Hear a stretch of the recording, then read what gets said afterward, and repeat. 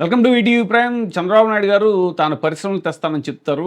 పెద్ద పెద్ద ఒకప్పుడు హైదరాబాద్‌లో ఐటీ తెచ్చాను అది ఇది అన్నారు. సో, ఐటీ అనేది హైదరాబాద్‌లో ఎలా డెవలప్ అయిందనేటువంటిది గతంలో తెలంగాణ మాజీ ముఖ్యమంత్రి కేసీఆర్ గారు ఏ రేంజ్‌లో చంద్రబాబు నాయుడు గారిని ఉతికి ఆరేశారో మనందరికీ తెలుసు.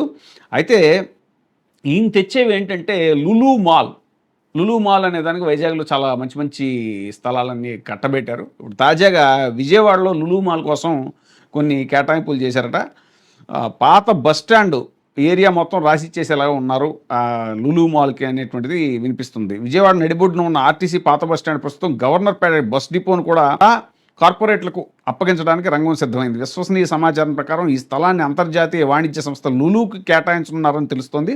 ఈ మేరకు రాష్ట్ర ప్రభుత్వం శరవేగంగా కసరత్తులు చేస్తున్నట్లు కూడా తెలుస్తోంది. దీనిలో భాగంగా ఇప్పటికే ఆర్టీసీ, రెవెన్యూ అధికారులు డిపో స్థలాన్ని పరిశీలించినట్లు తెలుస్తోంది.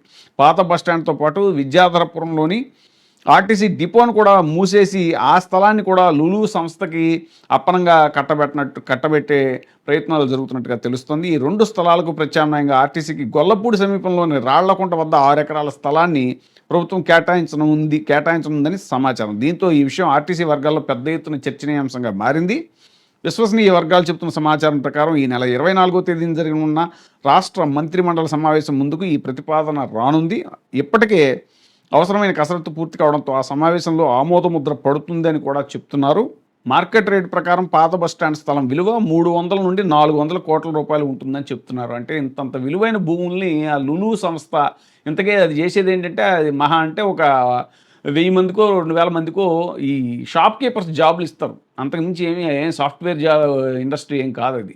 అలాంటి దానికి ఇంత విలువైన భూములు 200, 300 కోట్లు ఎకరం చేసేటువంటి భూముల్ని అపరంగా కట్టబెట్టే ప్రయత్నం చేస్తుంది తక్కువ ధరకే అనేటువంటిది తెలుస్తున్న విషయం.